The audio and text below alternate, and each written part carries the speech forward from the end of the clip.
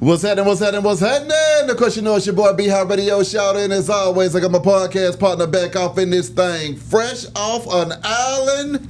Choke, no joke. Chicken choke, no joke. What the hell's going on, Choke? That's Arthur now. Oh, that's Arthur now. Okay, constant elevation is occurring. Yes.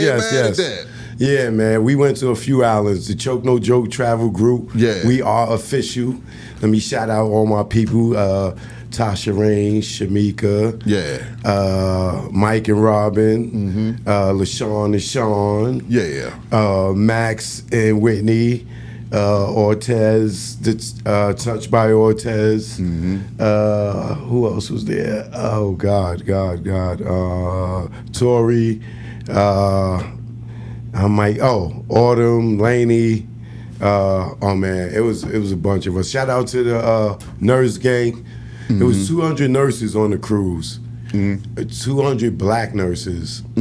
All on. They was a separate group from us, but you know we linked up with them too, and it was beautiful to see that many women go to college and get their degree and become nurses, and then all get together and celebrate each other. Exactly. That touched my heart. Come on now.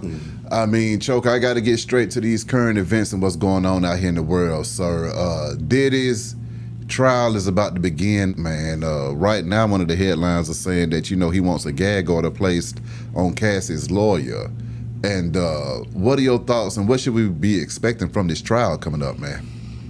Oh, man, we've been waiting for this one. I mean, it ain't take as long because Puff had Diddy put in a request for a speedy trial.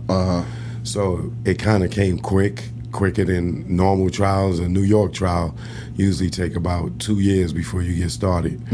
So I don't know, man. It's I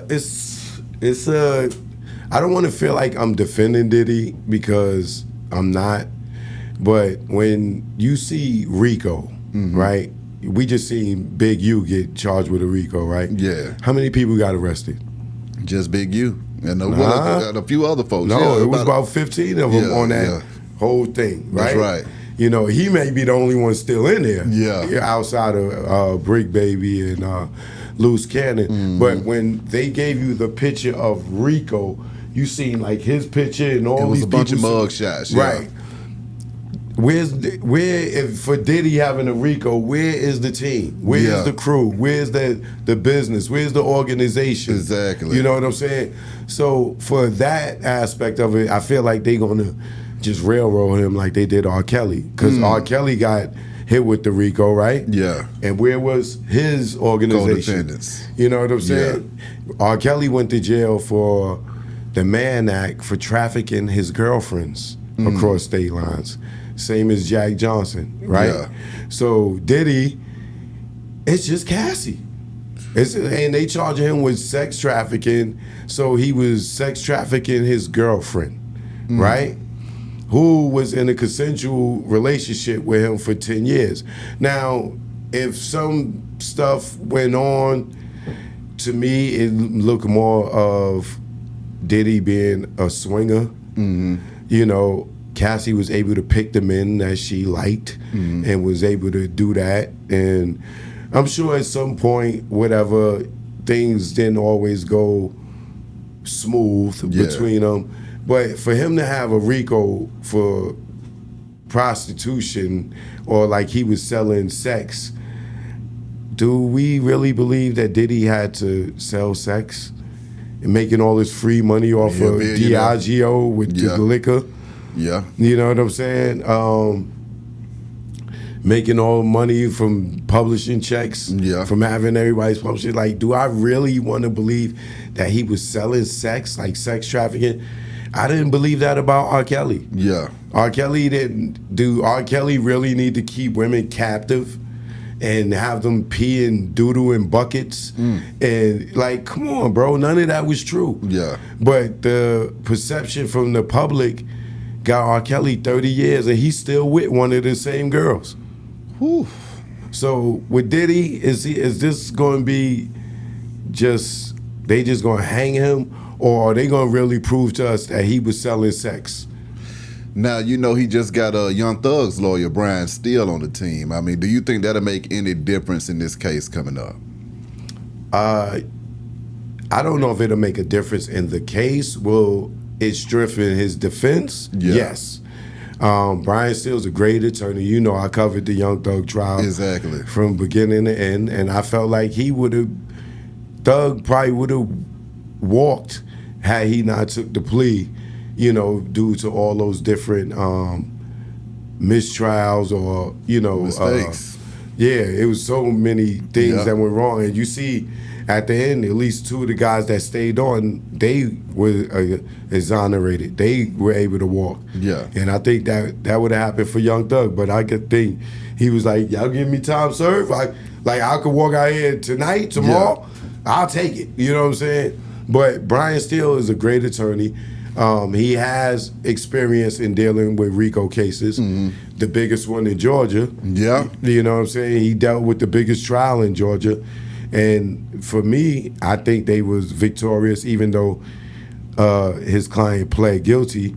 But, you know, some of his defense still was exonerated with some of the other guys. You know what I mean? Okay, so then I also want to ask you back to the Diddy question again. What do you think this trial and this case is really stemming from? Do you think it's stemming from Rats like Gene Dale getting on the goddamn internet and just keep telling these goddamn stories about Diddy. Oh, they was spiking the juice. Oh, he broke Kim Porter's nose. Oh, he kicked Misa under the car. Or he painted a picture that made Diddy look like a bad person prior to whenever he got mad at Diddy. It was all about Biggie. The last night Big got killed. And, you know, allegedly, he went to Diddy and tried to squeeze him for some paper, and Diddy told him to eat these nuts. And he said he was going to go up against the Empire State Building, which was Diddy. And allegedly, he went and on this campaign that opened the door for people to look at Diddy in a different light. And then you got Cassie sitting on the sideline like, oh, really? You know, because if you look at her paperwork, she mentions Gene and some of the things that he was saying. Yeah. And then you got, you know, dude Roger Bond. Yeah. Is that his name? Yeah, Roger Bond, right? The security guard. I think. Yeah, right. He went on a tangent on Diddy and how Diddy was this bad guy because when Diddy didn't want to give him money for his son that's locked up in Africa. So them telling these stories set it a precedent for people to start looking at Diddy in this foul light, right? But the Jeans, the Roger Bonds, those dudes are no different from Angelo Clary, Alex Clary, Tim Savage, who, you know, the people that created the narrative around R. Kelly, that he was this monster, which sparked the Surviving R. Kelly series, which brought the attention to Homeland Security to swoop down on R. Kelly, because these people who their daughters were in relationships with R. Kelly, now that they got cut off financially, you know what I'm saying? Now, oh, he kidnapped my daughter, this, that, and the third. These women were already, they young women, but they were already emancipated. Yeah. You know what I'm saying? They weren't underage. They was 21, 20, 22, whatever. And now that the parents couldn't get no money out of them and they are growing and on their own, they created this false narrative that R. Kelly was kidnapped them and it went on this whole campaign. Then all these other women jumped on it, and then they came out and everything. And then boom, here come Homeland Security. Now R. Kelly doing 30 years. Whew. Here go, and the stuff that they was accusing R. Kelly of, the statute of limitations was up.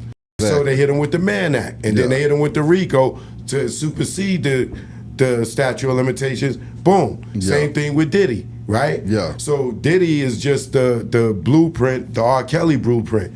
But instead of Angelo Clary, Alice Clary, the Savages, you got Gene Dale, Roger Bond, And then now you got people like Dawn Ricard and all these people now, they want to come and say all this bad stuff about Diddy, you know, and it opens the door to an assault case or domestic violence, which is really what happened with Cassie. The statute of limitations is up on that, right? That happened over 10 years ago. All y'all motherfuckers was still partying with this nigga after that video. Y'all just ain't see the video. Yeah. But he wasn't this monster. Even because you didn't see the video, y'all still was partying up with him up until the allegations came out. Then when they dropped the video, oh, he's this monster. All y'all was just partying was 6 months ago. Excuse me. Before y'all seen this video. Yeah. Right? So now, here it go. Everybody start piling on what Gene and Roger Bond and all these other guys built, right? And now oh yeah, I seen them hit Cassie. Oh yeah, I knew about the Misa. Da-da-da. Painted this picture, made him look worse, and I'm not defending him. I'm just saying how the case is being built. What happens? Homeland Security, they start doing Surviving Diddy, right? Yeah. TMZ did it. 50 want to do one. This person did it. This person did it. Same blueprint, R. Kelly. Now Homeland Security do what they do. Same thing they did with R. Kelly. They ran up in R. Kelly house. What did they find? Nothing. Went down, then the Homeland Security run up in Diddy house. What did they find? Baby oil. So they say nothing. Answer me this though, Choke. All of these people that have done podcasts on this situation, revealing, you know, critical details of what was going on, do you think that they will also take the stand against Diddy in the future? Like Gene Squill? Yeah. Gene Deal. Yeah, Gene Squill. He's squealing on YouTube. Why wouldn't he not squeal on the stand? And with that being said, Roger Bond is going to tell too. They're gonna, if they are subpoenaed to go to court. You think these niggas is going on YouTube and getting checks to tell on this nigga that they gonna tell the police or the feds or the prosecutors no, they not gonna testify? They waiting for their turn.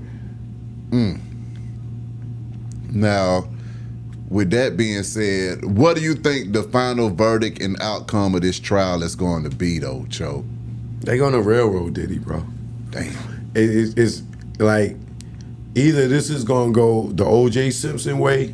They gonna find a way to say the glove didn't fit. Yeah.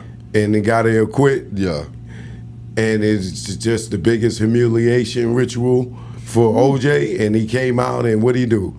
Did some dumb shit to help him put his ass back in jail and give him the time that he walked away from. Yeah. So, dude, I believe that at the end of it, he's gonna be convicted and go to jail. No. I think that no, I think he will get out and but knowing that the devil got a receipt for his ass, it might just be like, yo, the devil might just cash out. But legally, criminally, I don't see him sex trafficking. I don't see him having an organization to sell sex. I don't feel that he was trafficking Cassie. You know what I'm saying? No, all of that, no. I would find him not guilty as far as trafficking Cassie. Where they swingers, where they freaks, he's hella guilty about that. Yeah. If he was his whole business was built around selling women, no.